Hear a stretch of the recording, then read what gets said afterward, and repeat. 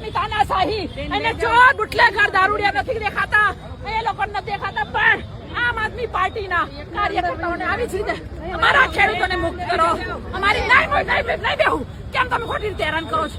નહીં બેસું. અમારા ખેડૂતોને હેરાન કરવાનું બંધ કરો, છોડી દો. પેલા અમારા ખેડૂતોને છોડો. હું નહીં બેસીશ, અહીંયા જ બેસીશ, અહીંયા ઉભી રહીશ, આખા જગતને બતાવશું, આખા ગુજરાતને.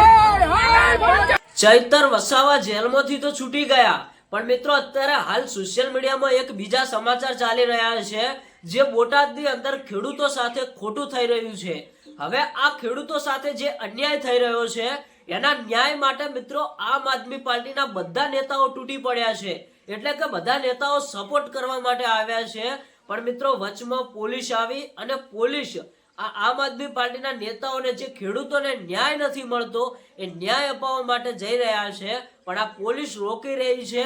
વારાફરતી એક પછી એક નેતાઓની ધરપકડ કરી રહી છે. મિત્રો આ ગુજરાતમાં કેમ આવું ચાલી રહ્યું છે? જે ખેડૂતો સાથે ખોટું થઈ રહ્યું છે. મિત્રો ખેડૂત રાત દિવસ મહેનત કરીને પોતાનો પાક પકવતા હોય છે, અને જ્યારે તે માર્કેટ યાર્ડની અંદર એને વેચવા માટે જાય છે ત્યારે તેમને પહેલા તો ભાવ સારા નક્કી કરવામાં આવે છે અને પાછળથી તેમાં ઘટાડો કરવામાં આવે છે.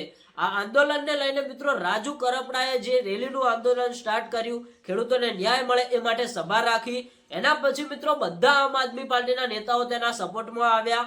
આમ આદમી પાર્ટીના નેતાઓ ત્યાં સપોર્ટ કરવા જઈ રહ્યા છે, તો મિત્રો પોલીસ દ્વારા તેમની ધરપકડ કરવામાં આવી રહી છે. ક્યાંક તો મિત્રો ખેડૂતો ઉપર ઢોર માર મારવામાં આવી રહ્યો છે. મિત્રો આ ગુજરાતની અંદર શું થઈ રહ્યું છે? જે આમ આદમી પાર્ટીના નેતાઓ ખેડૂતોને સપોર્ટ કરવા જઈ રહ્યા છે, તો ખેડૂતોને સપોર્ટ કરવામાં પણ નથી આવવા દેતા. કેમ મિત્રો આવું ચાલી રહ્યું છે? આમ આદમી પાર્ટીના નેતાઓનો ગુનો નથી એવું લોકો કહી રહ્યા છે. કઈ પણ વાક વગર તેમને સીધા જ પોલીસની ગાડીની અંદર બેસાડી દેવામાં આવે છે અને મિત્રો તેમની ધરપકડ કરવામાં આવે છે. જે જગ્યાએ ખેડૂતોનું આંદોલન ચાલી રહ્યું હોય છે, જે જગ્યાએ ખેડૂતો ઉભા હોય છે, એ ન્યાય માટે અને સભા માટે ત્યાં જવા દેવામાં નથી આવતા. તો મિત્રો અત્યારે હાલ સૌથી મોટા સમાચાર મળી રહ્યા છે અને ઘણા બધા વિડીયો પણ વાયરલ થઈ રહ્યા છે. એ પહેલા હું તમને એક વિડીયો બતાવું, એ વિડીયો જુઓ. ખરેખર તમને એવું લાગશે કે અત્યારે હાલ આમ આદમી પાર્ટીના નેતાઓ અને ખેડૂતો સાથે સાચે જ અન્યાય થઈ રહ્યો છે. જુઓ આ વિડીયો. નહીં કરો, નહીં, તમારા નિયમો બધા અમારા ખેડૂતો માટે જ છે.